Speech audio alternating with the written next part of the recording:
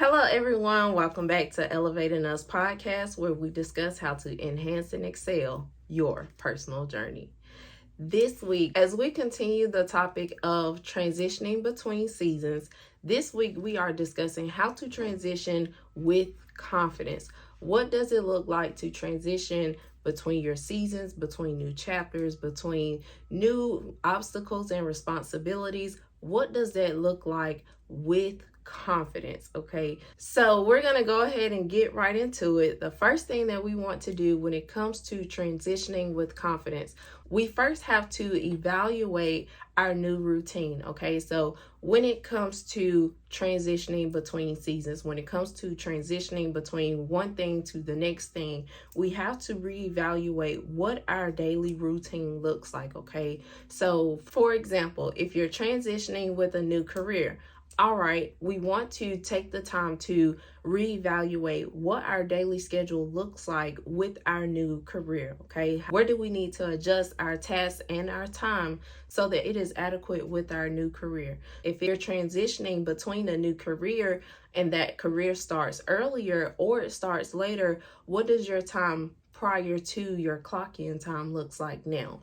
And when you get off work, what does that time look like now? So we want to reevaluate our daily routine Monday through Friday and then evaluate the weekend. Because now, for example, with that new career, what is it going to look like? What our weekends will now look like and what our Monday through Friday will look like. And then adjust our daily tasks in between those times. Make sure that you're not overwhelming yourself with this new transition and still trying to fit all of your daily responsibilities and obligations in there. You want to make sure that you're spacing out your tasks and your responsibilities where needed, prioritizing those tasks and those responsibilities, but ensuring that you have enough time to where you can get adjusted to your new work schedule while also maintaining your current responsibilities and tasks. Okay, now part of transitioning with confidence is giving yourself that space that we talked about last week, giving yourself that space and that grace to navigate through this adjustment period. But while you're doing that, we also want to take into account new strategies that we can implement into our daily lives so that as we're transitioning, it can go smoother. So what new strategies can you implement in your daily schedule and in your routine to where it will transition smoother? So for my parents out there who just started a new career, utilizing your support system to get the kids back and forth to school or extracurricular activities for the first few weeks of the training period of your new career. So that's an example of adjusting but ensuring that it's a smoother transaction where you fall back on your support system when you're in those transitional periods. Okay, by having a support system that you can rely on, especially when you're going through transition periods, it helps aid in your confidence of, okay, it's not just me that has to adjust to all these different changes, but I have the support that I need so that I can transition more smoothly.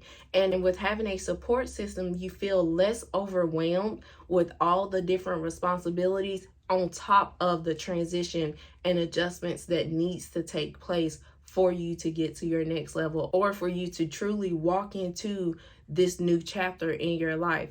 By having your support system and having those new strategies and reevaluating your daily routine, you're able to, one, know that you're not going through this alone, but two, you have a more logical, strategic way of how your daily routine will go, and being able to lean on your support system to toggle those responsibilities. Okay, and with that, you have that less overwhelming feeling and you build that confidence to say, okay, now that this is taken care of, now that these responsibilities and priorities are taken care of, I feel more confident that I can transition smoother. I feel more confident and less overwhelmed that I can actually go into this new season without having to worry about how this, that, and the other is going to be taken care of, because you have worked that strategy and that routine out prior to this happening or at the beginning of your transitional stage.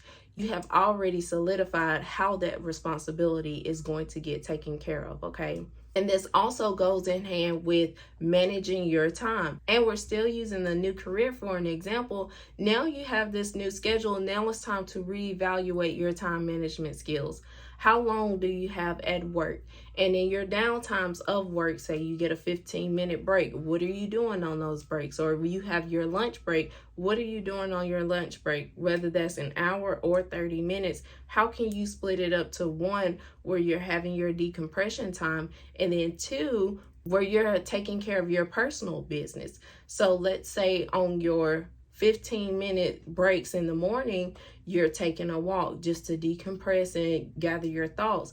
And then on lunchtime, if you have an hour lunch, you're taking the first 30 minutes to eat, and you're taking the last 30 minutes to handle personal business or decompress or whatever the case may have you. But you're taking those small increments of time that's actually being productive, whether that's taking care of yourself and decompressing, because that is important, or you're taking care of personal business, and that's important as well.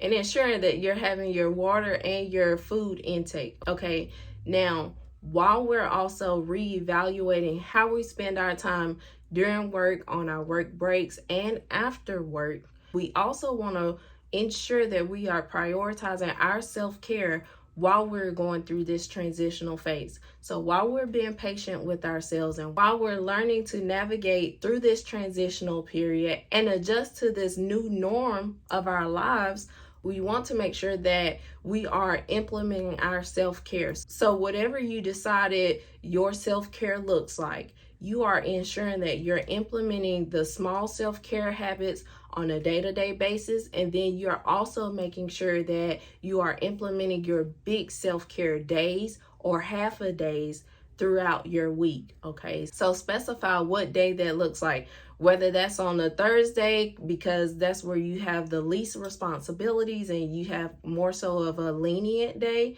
You do your big self-care tasks that day, or whether it's on the weekend and you do your big self-care days. So your big self-care days are where you dedicate majority, if not the full day, to just take care of yourself. But we also want to implement those small self-care tasks throughout our everyday life. So whether that is you taking 10 to 15 minutes to do your meditation or journaling, or even just reading a book, or you are listening to a podcast, or you're implementing those daily steps of where you do your facial routine, or you are doing your workout routine 15 minutes to an hour, you are taking that time every day to implement self-care.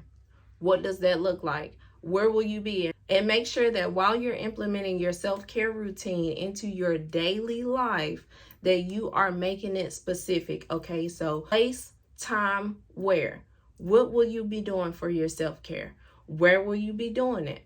At what time will you be doing your self-care? Okay, make it specific so that you can hold yourself accountable to your schedule of, all right, it is 8:00 p.m. It's time for my self-care. And even if that gets a little off, say that you're like 15 minutes to 30 minutes late of handling the responsibility prior to, you still know that, all right, it's about 8:15. It's time for me to do my self-care routine and wind down for the night. Okay, but while you are doing that, while you are reevaluating your daily routine and ensuring that you are leaning on your support system as necessary and implementing your self-care routine, you are able to have a smoother transition because you have the feeling of being less overwhelmed, and you have that sense of order. You have your tasks and your responsibilities accommodated, and you're also accommodating your self-care by scheduling that time to take care of yourself while implementing new strategies for what your new chapter will look like, or what your transitional period looks like. Okay, so we just wanted to give you guys that quick tidbit of how to transition between seasons with confidence. Now, next week, we'll be discussing my story about transition and what that looks like, because we have to understand, one, that transition is not always easy, but making it realistic. Okay, so I'm going to give you guys my personal story about how I transitioned through some of my seasons. No, it's not all pretty, but that is okay, because at the end of the day, everyone goes through a transitional phase. And being able to go through a transitional phase, while a lot of people talk about the good aspects of it, or some people even focus just on the negative aspects of a transitional period, I'm going to give you guys both, because I want to make sure that y'all get a realistic view from my personal view of what my transitional period looks like. It comes with the good and the bad. It's life, okay? It is reality, and I want to make sure that you guys know that if I can do it, you can do it too, okay? We are all in this together. We are all just trying to show up for ourselves and show up for our families each and every day. And by doing that, we have to understand that there is good sides and challenging sides, but it's reality, and we can all get through it, and we can all become the best version of ourselves, a more evolved version of ourselves throughout this self-development journey, okay? So we'll see you guys next week. Make sure y'all like, follow, and subscribe. Have a great day.